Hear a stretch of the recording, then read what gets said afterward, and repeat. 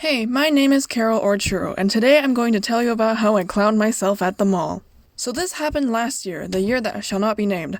I was feeling really restless and cooped up at home because of quarantine, so I decided I needed to get out.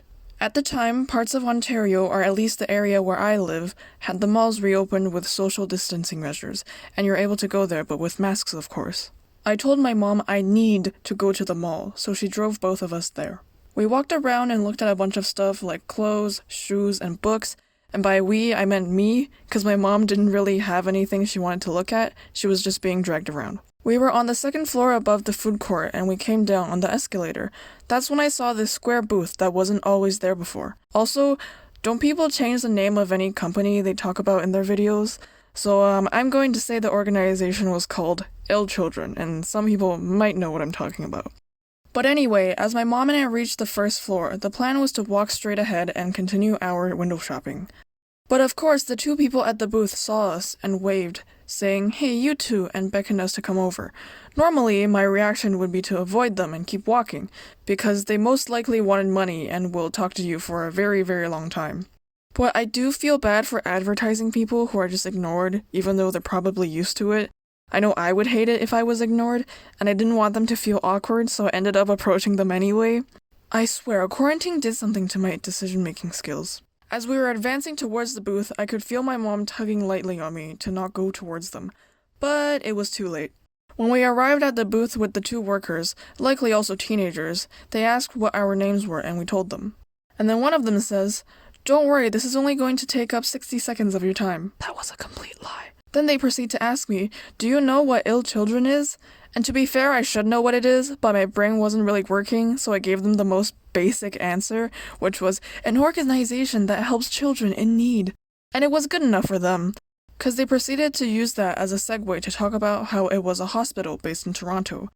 And then here comes the question that became the core of this whole video. Do you know when the hospital was built?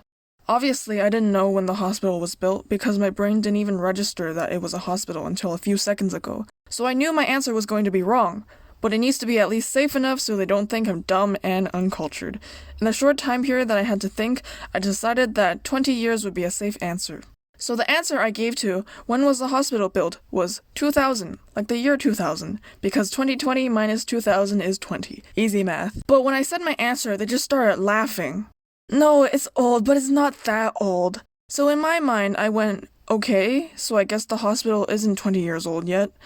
Then they revealed that the hospital was 70 years old, and I got confused because that's older than what I guessed, but I just kind of dismissed it. But what confused me even more was why the two teenagers were laughing so hard. Like, the girl's face was literally turning red, and the guy was borderline wheezing. I mean, I wasn't offended or anything, just mostly confused, because I didn't think my answer was that bad to the point where it was so funny that they couldn't even speak. So I kind of just stared at them with a raised eyebrow, and they must have noticed because the girl started apologizing. "Oh, sorry, I kind of just had a laugh attack." "Bro, stop laughing." "Yeah, sorry, but that's just the most wild answer anybody has given us." How is 20 years a wild guess? Either way, I was just feeling extremely uncomfortable at that point and wanted to leave. And it also became clear to me that they were definitely going to ask for donations at the end. And lo and behold, they did. They needed money to help expand the hospital or build a new one or something like that. But anyway, they were explaining how you can cancel the monthly donations at any time and like grabbing their iPads already. So I was like, oh no, I really want to leave. It's not like I have anything against donating, I do it at home occasionally, but this environment was just not it. So I tried to formulate an escape plan in Chinese with my mom. 我们能不能给他们5块钱然后走啊? She flat out said no. It seems that she wasn't going to use her money to get me out of this awkward situation I got myself into. Anyway, I asked the two workers if we could just do the donation at home, and they said, no, it's not online, the fundraiser is only happening in person. Which is kind of dumb because wouldn't you be able to get more donations if more people could easily access it?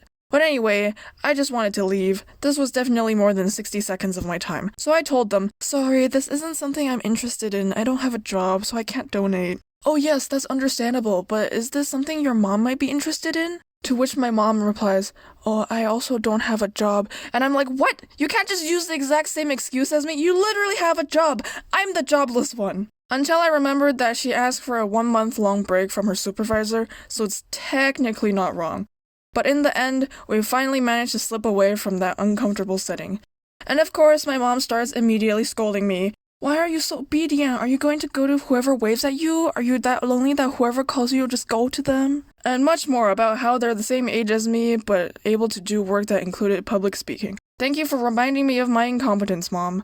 So after that whole experience and the scolding, I wasn't feeling so great. But when we entered the next store, I finally said, I don't understand why they were laughing so hard though. And when my mom told me what happened, I started bawling at how dumb I was. So, apparently, I somehow bamboozled myself into thinking they asked me when the hospital was built, but really they asked, how old is the hospital? And I answered, 2000, with the most stone-cold poker face. Now it makes sense why the guy said my guess was wild. So from their perspective, I looked like I dead-ass believed that the hospital was 2,000 years old. And my mom commented that Canada isn't even that old. So I ended up clinging to my mom and laughing hysterically at how dumb I was. Even later, when I think I've calmed down, I just started laughing out of nowhere again. I cannot believe how much of a clown I am sometimes, but I swear I heard him say when. He probably added on quickly how old it is at the end.